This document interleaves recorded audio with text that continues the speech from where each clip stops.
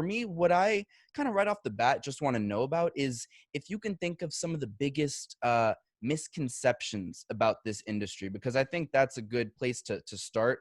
At Mhm. least because, I think you can probably tell more than most that a lot of people view this industry one way, and what it really is like. So if you could talk about some of those biggest misconceptions to get those off the bat out of the way. Sure.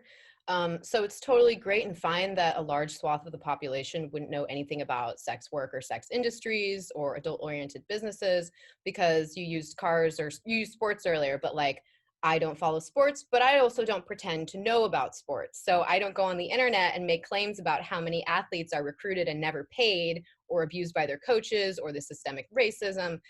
There's a lot of white women who go on the internet. I mean, all people, but I experience it from other white women the most, who tell me how abused I am and exploited and how I could just be a bartender and my child's going to be ashamed of me and I probably have disease. And so it's that kind of frustrating ignorance when people are so entitled to speak on something which they have no knowledge of. Or maybe someone has very limited experience, like they dated someone who worked in an industry. That's one person. That's one person. There are hundreds of thousands of us probably in the country. I don't know. There's 7 billion people in the world. So there's a lot of room for variation, but some of the biggest misconceptions are, number one, that we all have children or that we are trying to support someone. And that's the only reason we're doing this. I am one of the very few parents, strippers, in the club where I most primarily work. More of the bartenders and the bouncers have children. And if you have kids, that's great and fine too, because I respect the shit out of all of the single and co-parenting younger parents who go into the industry because it is their best option for making money that isn't minimum wage. Anyway, but we're not all parents.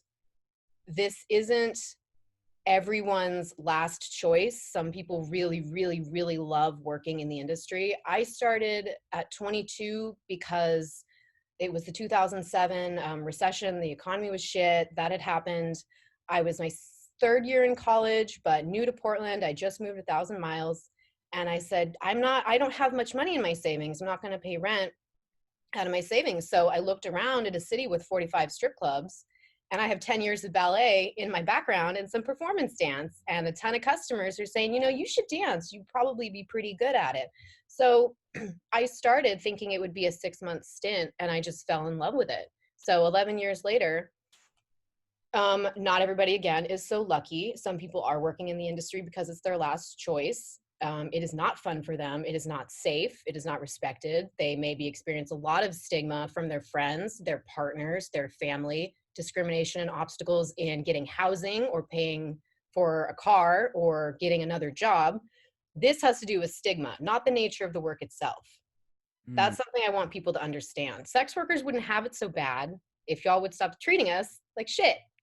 that's a great point. So those are some misconceptions. A big one I'd like to address is that if you are a sex worker, that it means you do everything. So the term prostitute is a legal term, okay, for an adult consensually having a sex act for money or maybe an item or some other agreement, usually money because it's capitalist society. Okay, so two consensual adults sharing, exchanging a sexual agreement, pleasure, touch, something for a good or service or money. It's called prostitution. So when you call people prostitutes, you are condemning them and criminalizing them using the term because the work is illegal. I don't think we should continue to criminalize consensual touch between two adults, because when you do that, it makes it a lot harder to rescue people who are actually being trafficked, coerced, victimized, forced.